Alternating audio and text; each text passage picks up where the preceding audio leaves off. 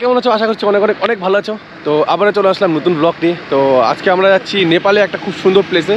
জায়গাটার নাম বলে দিই, জায়গাটার নাম হচ্ছে কান্যাম বলে একটা জায়গা আছে। তো আজ সত্যি কথা বলতে আজ পর্যন্ত নেপাল আমরা যাইনি। তো আমি অভিদা ভাই সবাই মিলে যাচ্ছি। তো ওখানে এখন ওই জায়গাটা আমরা এক্সপ্লোর করবো। তো আর ব্লগটা রাস্তার মিডিল থেকে শুরু করছি, কারণ এত দূর থেকে আবার শুরু করবো। অনেক বড় ব্লগ বানাইতে সত্যি কথা এখন আর ইচ্ছা করে না। প্রথম বড় ব্লগ বানাইতাম, এখন ওই ছোটোখাটো ব্লগই ঠিক আছে। তো যাই হোক, এই হচ্ছে আমাদের গাড়ি, সব এখন গ্লাস পরে রেডি হচ্ছে। তো এখন এখান থেকে রওনা দেবো, আর ওখানে গিয়ে একটু লাইনে দাঁড়াতে হয়তো পারে, কারণ আমাদের গাড়ি পারমিট করাতে হবে। আমরা যেহেতু আলাদা স্টেটে যাচ্ছি, সেইখানকার পারমিট করাতে হবে। তো বেশি লেট করবো না, কী করতে হচ্ছে আর কী লাগছে তোমাদের দেখাচ্ছি।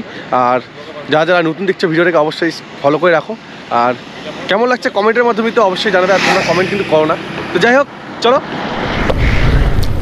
তো গাইস, এখানে এখন যত তোমরা গাড়ি দেখছো সব হচ্ছে নেপাল যাবে, নেপাল সব নেপাল। কিন্তু আমরাও যাবো নেপালে, সেটার জন্য এখানে প্রথমে একটু ও সামনে তো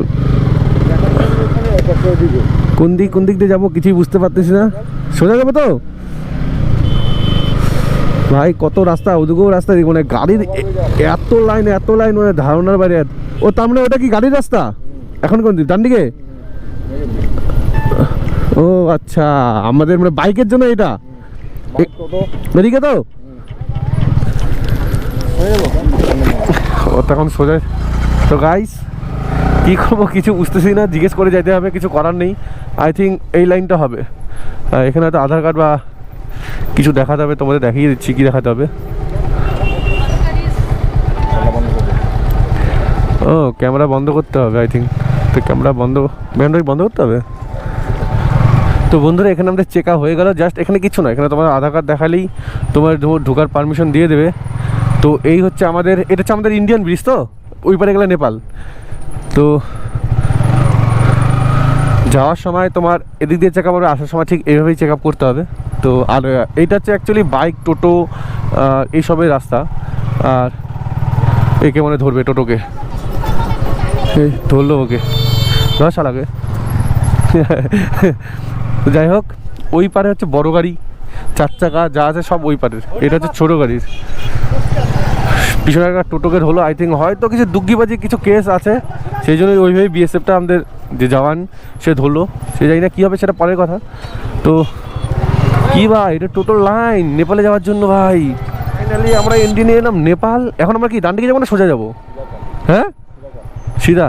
তো নেপালে আমরা এন্ট্রি নিয়ে নিয়েছি। ও ভাই, নেপালের ড্রেস আপ দেখছি, চেক আপ হবে নাকি?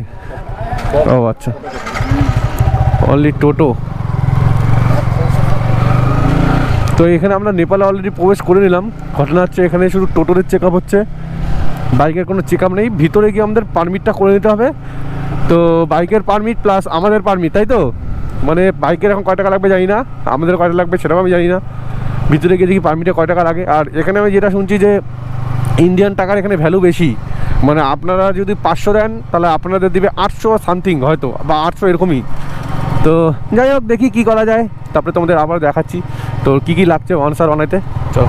তো গাইস, এদিক দিয়ে আছে যে আমাদের পারমিট অফিস, এখানে এখন পারমিট বানাতে হবে।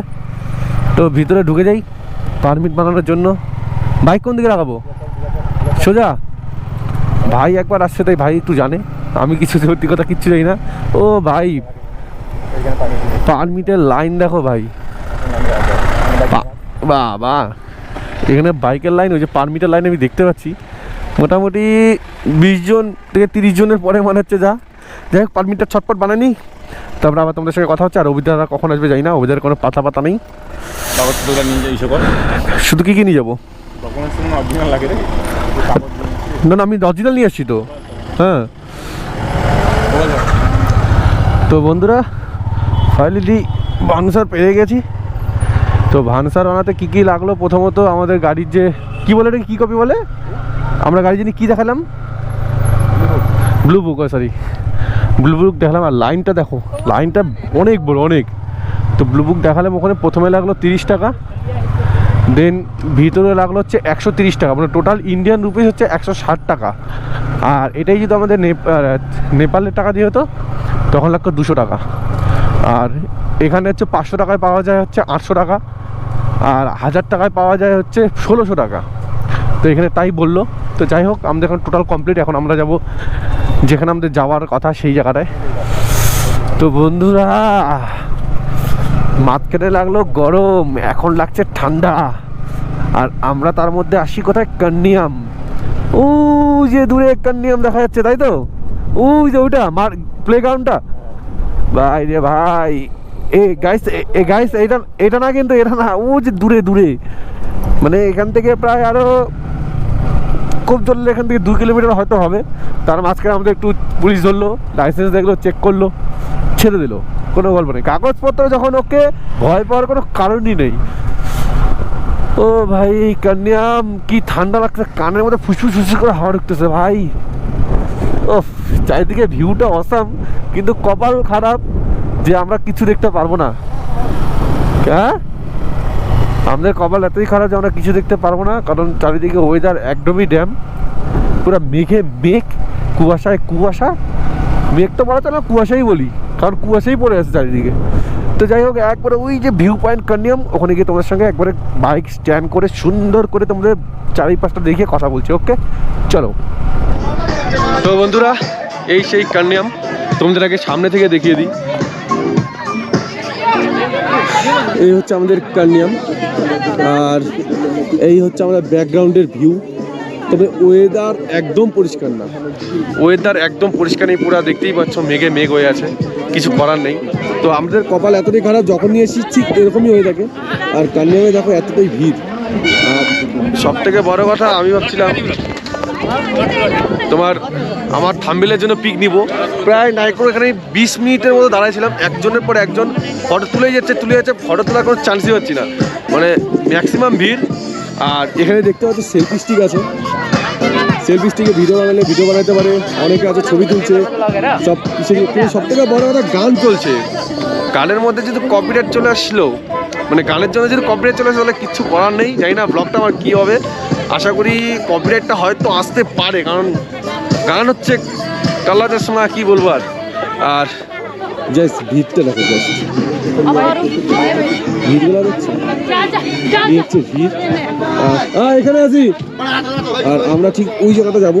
ওইখান থেকে হচ্ছে একটা ভিউ পয়েন্ট, এখান থেকে ঠিক দেখা যাচ্ছে না, অনেকটা দূর। ভিউ পয়েন্টে গিয়ে ওই জায়গায় আমরা ছবি তুলব, আর ওই জায়গাটা তোমাদের দেখাবো কেমন আছে জায়গাটা।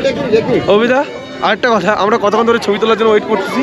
প্রায় 30-40 মিনিট তো হয়ে গেল, ছবি পাচ্ছি না সব থেকে। তো যাই হোক, এই ছিল আমাদের কান্নিয়াম। আর ওই জায়গাটা যাচ্ছি, যাচ্ছি ওই জায়গায় গিয়ে তোমাদের আমি ওই জায়গাটা এক্সপ্লোর করাচ্ছি যে ওই জায়গাটা কেমন আছে। তো আরেকটু ওয়েট করে এখানে ছবি টবি তুলে নিয়ে বেরিয়ে যাবো। আর জায়গাটা খুবই সুন্দর, আসতে পারো, খুবই সুন্দর একটা জায়গা। প্লেসটা জাস্ট দেখো, অসাম প্লেস। সেই কান্নিয়াম, ওইখানে কান্নিয়ামের ছবি তুলতে গেলে, মানে অ্যাকচুয়ালি এখানে ছবি তুলতে গেলে তোমরা যদি ওই এখানকার ফটোগ্রাফার দিয়ে ছবি তোলাও তাহলেই পসিবল ভালো মতো ছবি তোলা, নাহলে পসিবল না, কারণ ফাঁকা হওয়ার চান্স একদমই কম, ফাঁকা নাই। তো এখন যাবো ওই উপরের দিকে একটু ভিউটা তো আমাদের মজা দেবো, ওই জন্য বেশ সুন্দর ভিউ। কিন্তু ওয়েদার এতটাই খারাপ কি বলবো, কিছু বলার নেই। তো চলো একবারে উপরের ভিউ তোমাদের দেখাচ্ছি। তো গাইস, ফাইনালি আমরা ভিউ পয়েন্টে চলে আসছি। এই সেই ভিউ পয়েন্ট, আসো চলো। তুই বলিস না, হ্যাঁ বলবো, এই সেই ভিউ পয়েন্ট। তো এটা দেখার জন্য এত দূর আসা। তো উপরে একটু ঝান্ডাটা দেখাই দাও।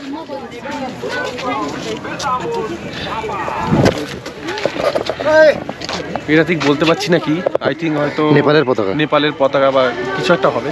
যাই হোক, এদিকে আছে। আর সব থেকে বড় কথা যেটা বলতে যাচ্ছি, এই পাশটা দেখছো, এই পাশটা দেখা যায়, এই পাশটা আছে টোটালটা ভুটান। তোমার এই পাশটা চলে গেলো আমাদের সিকিম, যেটা আমাদের কাঞ্চনজঙ্ঘা দেখা যায়। আর এই পাশটা দেখো, এই পাশটা হচ্ছে আমাদের শিলিগুড়ি, ঠিক আছে, শিলিগুড়ি দার্জিলিং। তো কপাল খারাপ, বলতেছি তো কপাল খারাপ যে ওয়েদার এতটাই খারাপ, কিছু দেখার মতো কিচ্ছু নাই। তো যাই হোক, আসছি মজা করবো, তারপর আবার চলে যাবো। তো এই জায়গাটা তোমাদের কেমন লাগছে কমেন্টটা অবশ্যই বলো। আর শর্টগুলো এনজয় করো, চলো।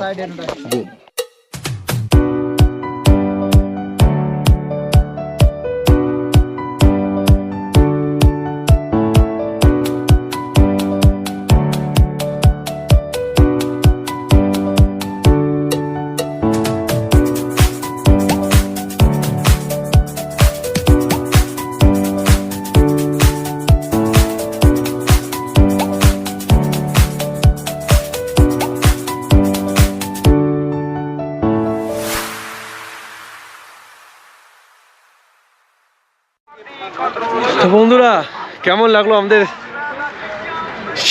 তোমার নেপাল ট্যুর, অবশ্যই কমেন্টে কিন্তু জানাও। আর সিনেমেটিক শটগুলো কেমন লাগলো সেটাও অবশ্যই জানাও। তবে সত্যি কথা বলতে মানে ফার্স্ট টাইম ইন্ডিয়ার বাইরে থেকে এসে নেপাল ঘুরছি, অভিজ্ঞতা একটু অন্যরকম, রুলস অনেক, আর এত কিছু বানাতে হলো।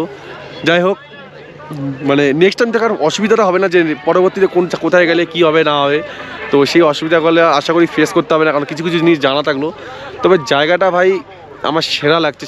তো জলপাইগুড়ি থেকে বা শিলিগুড়ি হোক, আদার্স কোথা থেকে কেউ আসতে পারে, খুব সুন্দর জায়গা। কান্যাম জায়গাটাও সুন্দর। আর এই আমার পিছনের যে ভিউ পয়েন্টটা দেখতে পাচ্ছ, এটাও বেশ খুবই সুন্দর জায়গা। তোমাদের তো বললামই যে এই পাশটা আমাদের শিলিগুড়ি দেখা যায়, এই পাশটা দেখা যায় একদম পুরো কাঞ্চনজঙ্ঘা, আর এই পাশটা দেখা যায় ভুটান। কিন্তু ওই যে নসিব, কপাল যখন খারাপ হয় কিচ্ছু পাওয়া যায় না। তো যাই হোক, এই পর্যন্ত ভিডিওটা তোমাদের কেমন লাগলো তোমরা অবশ্যই কমেন্টের মাধ্যমে জানাও, আর আসতে চাইলে অবশ্যই ঘুরে যাও। তো আজকের ব্লগটা আমি এখানেই শেষ করছি, তোমাদের সঙ্গে খুব তাড়াতাড়ি নেক্সট ব্লগে দেখা হবে। আর সত্যি কথা বলতে খুব কম এখন কন্টেন্ট বানানো হচ্ছে, কাজের চাপ, আর ঘুরতে যাওয়া সেরকম হচ্ছে না। তো যাই হোক, সবাই ভালো থেকো, সুস্থ থাকো, আর আমাকে একটু সাপোর্ট করো, আর কিছু চাই না। চলো, বাই।